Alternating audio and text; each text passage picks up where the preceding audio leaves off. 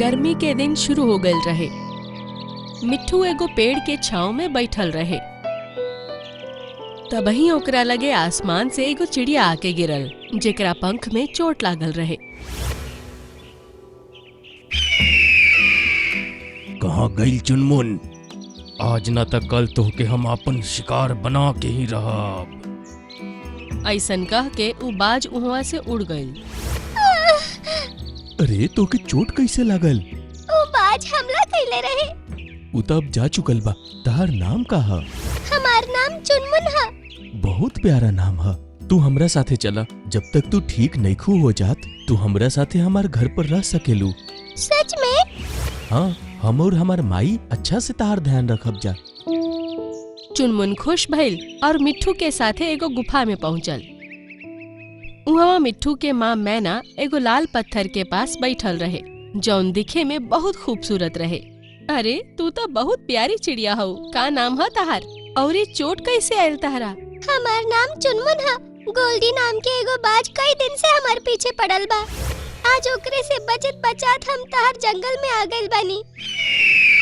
ई चोट भी हमरा तभी लागल जब हम ओकरा से बच के भागत रही। चला कौनो बात ना।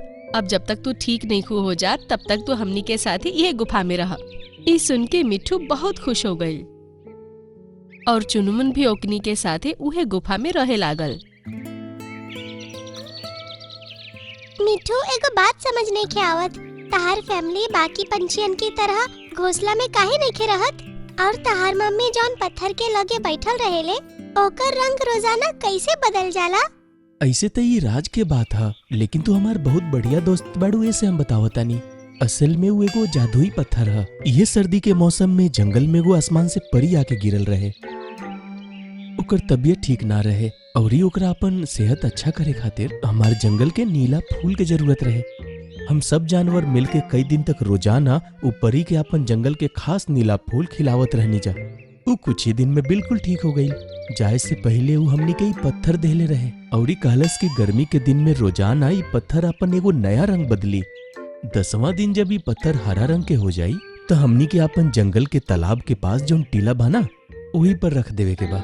ओकरा बाद सूरज की किरणें पर पड़ते ही सूरज के धूप से आवे वाली गर्मी बिल्कुल कम हो जाई। हमनी के जंगल गर्मी के दिन में भी ठंडा रही। ई त बहुत काम के पत्थर ह। एकर हिफाजत करे के वजह से ही हमनी के गुफा के अंदर रहे नहीं जा। अगर एकरा कोई जंगल के जानवर खा गई तो बहुत शक्तिशाली हो जाई। लेकिन एकरा के हम सबके भलाई के खातिर इस्तेमाल करे के चाहतानी, यही से कि हमनी के टीला पर रखब। लेकिन केहू एकरा के टीला से चुरावे के कोशिश कइलस तब? ओइजा हमनी के जब एक बार रख देब तई ओइजा हमेशा खातिर चिपक जाई। बस हमनी के रखवाली करे के पड़ी। अच्छा बात बा, आज से हमहू एकर हिफाजत करम। अब पत्थर के रंग बदलत 9 दिन बीत चुकल रहे। ऊ रात मिट्ठू, मैना और चुनमुन तीनों गुफा में आराम से सुतल रहन स। जब सुबह मिट्ठू और मैना जगलन स त देखलन स कि चुनमुन और पत्थर दोनों गुफा से गायब बाड़न स। तभी शेर खान भी कुछ जानवरन के साथे वहाँ आ पहुँचल। आज 10वां दिन है। वो पत्थर के टीला पर लगावे के टाइम आ गइल बा। कहाँ बा वो पत्थर? ई सुन के मिट्ठू और मैना ओकनी के सब कुछ बता देलन स। तो दोनों बाहर से आई चिड़िया पर कैसे भरोसा कर रहे? हमो के कैसे भी ढूंढ के लाइब। चुनमुन चोरी नहीं के कर सकत। हमके पता बा जरूर गोल्डी ही ओकरा और जादुई पत्थर के गायब कइले बा। मिट्ठू ओकर तलाश में वहाँ से निकल गई। जंगल में गर्मी के वजह से महामारी जैसन फैल गई। पेड़न के पत्ता सूखे लागल। कई जानवरन के गर्मी के मारे तबीयत खराब हो गई। मिट्ठू दोपहर तक एगो जगह जा पहुँचल जहाँ चुनमुन और गोल्डी दोनों जमा रहन स और पत्थर भी ओकनी के बीच रखल रहे। चुनमुन हम आ गइल बानी, अब तोहके डरे के जरूरत नहीं है। चुनमुन, एकरा लागता कि तोहके यहाँ बचावे आइल बा। तनी बुड़बक के अपन असलियत बताओ ता। मिट्ठू, हम और गोल्डी एक दूसरा के दुश्मन ना हई जा। ओ दिन हम जौन कुछ कहनी वो सब ड्रामा रहे। हमरा बस तबीयत खराब के बहाना करके तहरा घर में घुसे के रहे और पत्थर चुरा के गोल्डी के लाके देवे के रहे। एकर मतलब शेर खान ठीक कहत रहे। तू धोखेबाज हुए। तो पे भरोसा करके हमनी के ठीक ना कईनी। अरे बहुत ड्रामा हो गई। गोल्डी मिट्ठू के चोंच मार मार के घायल कर देलस, ओकरा के रस्सी से बांध देलस और पत्थर के तरफ बढ़े लागल। चुनमुन के रोका, हमनी के जंगल के जानवर गर्मी से बहुत परेशान बारे। अगर ये पत्थर हुई जा ना पहुंचल तो सब लोगन के मरे के नौबत आ जाई। अब हमसे ज्यादा शक्तिशाली कोई ना होई रे।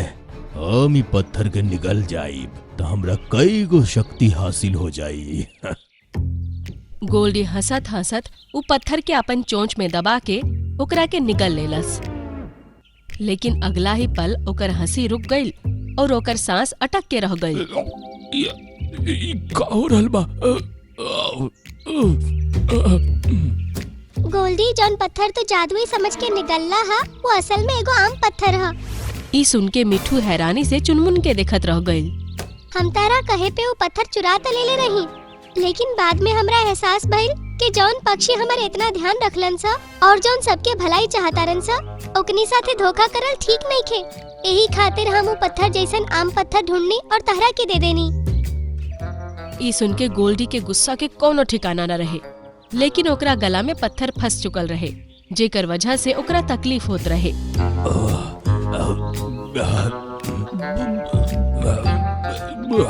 थोड़ा देर तक चीखे चिल्लावे के बाद गोल्डी उहुए दम तोड़ देलस। फिर चुनमुन मिट्ठू के रस्सी से आजाद कैलस। ई तरफ जंगल में सब जानवर तालाब के लगे जमा रहन स। तालाब के पानी भी गर्म आवत रहे।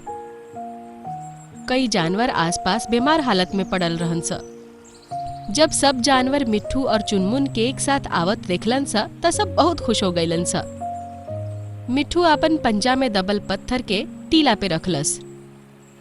ऐसन करत ही ओकरा पे सूरज के किरण पड़ल और उ चमके लागल। सूरज के धूप एकदम हल्का हो गईल और मौसम ठंडा हो गईल। अब तालाब के पानी भी ठंडा होके लागल। सब जानवर अब अच्छा महसूस करे लगलन स। चुनमुन के वजह से ही पत्थर वापस आ पाइल बा, ना तो गोल्डी एके खा के पूरा जंगल के अपन गुलाम बनावे वाला रहे। ई कह के मिट्ठू जानवरन के सब कुछ बता देलस। सब चुनमुन के तारीफ कैलन स और ऊ दिन के बाद चुनमुन सबके साथ मिलके वही जंगल में रहे लागल। गर्मी के मौसम में भी अब वहाँ के मौसम बहुत ठंडा और सुहाना रहे लागल।